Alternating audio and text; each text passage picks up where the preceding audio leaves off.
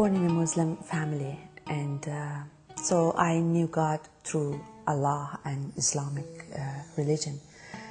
And so I started studying Quran, reading Quran, and reading all Islamic books, and trying to understand more about Allah, and knowing what's going on in the world. Why am I here? What am I doing?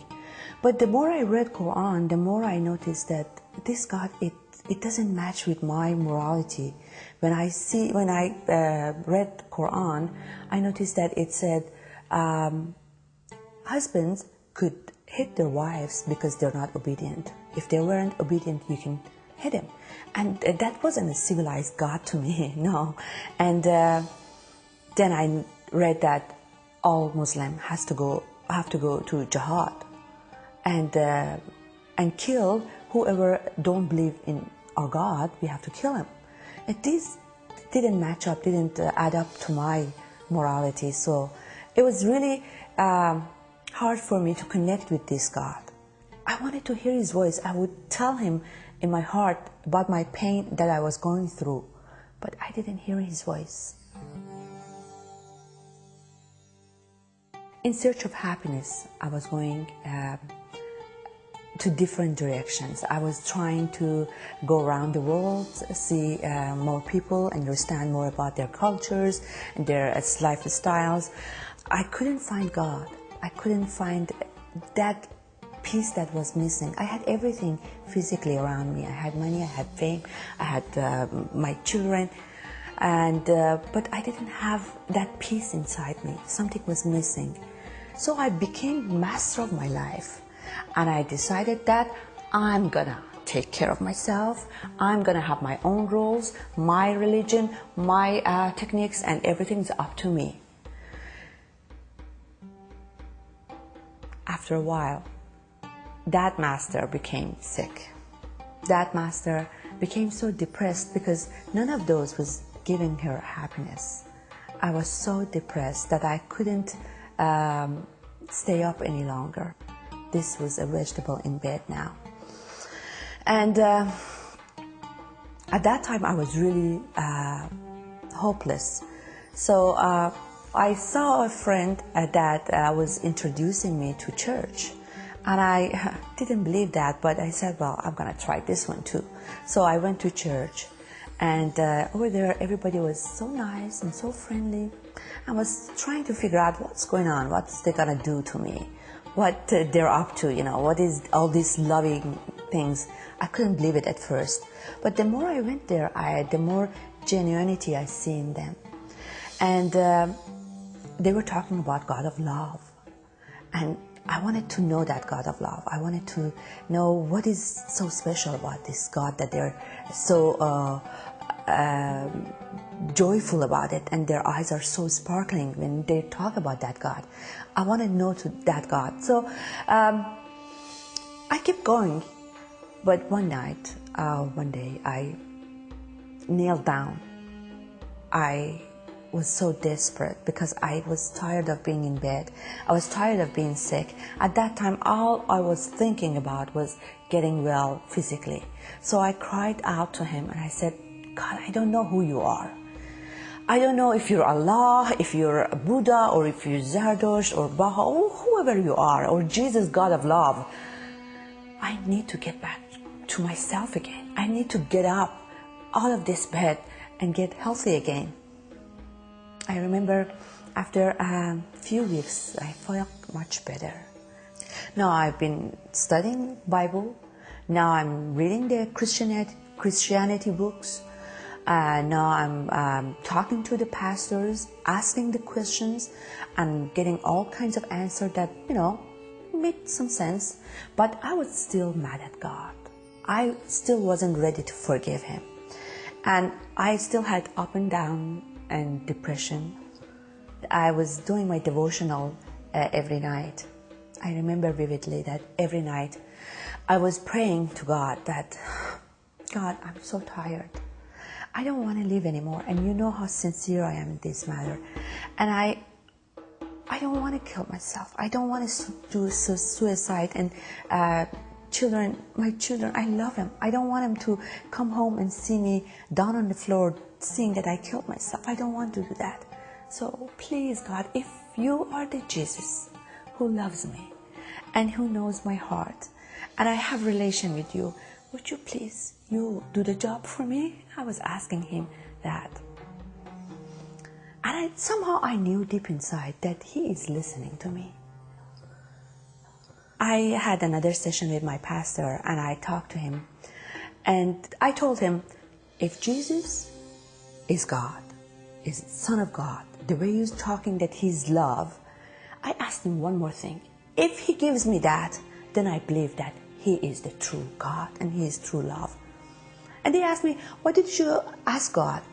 I said, well, never mind that. They said, no, tell us, what did you ask?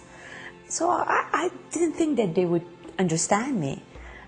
I said with shame, well, I asked him now that I don't want to kill myself and I don't want to suicide because I don't want my children to see that. Please, God, you can kill me yourself. And to my surprise, he said, thank God, of course, you must die. I said, what? What you saying? So far you were so nice to me. What's happening to you? And he said, yes, you have to die in order for Jesus to live in you. I said, what you talking about? I didn't understand. He said, open your Bible. I opened my Bible and I read, I have been crucified with Christ. I myself no longer live, but Christ lives in me. So I live my life in this earthy body by trusting in the Son of God who loved me and gave himself for me. So he told me, you have to die first in order for Holy Spirit to live in you.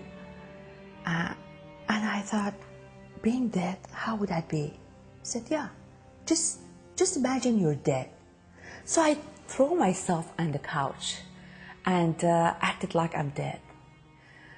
5 minutes later, I said, well, this is not right. I'm not going to do this because you're my guest and I should be hospitable towards you. And he said, no, dead people die. They don't worry about being hospitable or not. And I started to understand what's going on. So I laid down again. And I don't know how long I laid back there, but I got up when I felt like I want to get up. From then on, I understood that every time that I want to do something, and every time that I'm worried about something, and I have an anxiety, that means that old me is trying to get up and live my life. And this is not my life. I was dead. And I should be up with Christ, not with old me. I didn't know how he's going to kill me, but he done it so gracefully. He killed me and he raised me again, but with his Holy Spirit this time. And this time, the interesting part was that I'm born again spiritually with my own choice. It wasn't my parents' choice anymore. It was my decision to be born again. God is great. When I experienced that dying and raising up again, I felt that joy. I felt that peace that I was looking for. I found that piece that was missing in my puzzle. I felt complete. I felt like I got it now. And the interesting part was that I didn't get it. He gave it to me. He was the one who taught me all the lesson. He was the one who walked me through the life. And from then on, I'm not the one who's walking. He's the one who's walking with me and holding me and doing all the great job, much more greater than I used to do. Now, he's doing the job. I want everyone to taste this joy that I'm tasting. I want everyone to to experience what I experienced with this love. We all need that love. We all need it. No matter what part of this ladder we are, we all need that love. And without Him, maybe right now people are in a situation that they think, well, I'm fine, I don't need Him. But can you be sure that you're always going to be fine? I wasn't. God healed my spirit. And not only that, He gave me a bonus by having the life forever. So one day when I go from here, I know where I'm going to end up. Now I know not only I have the joy in this life, not only I have peace at this time, but I'm going to live forever with Him in heaven.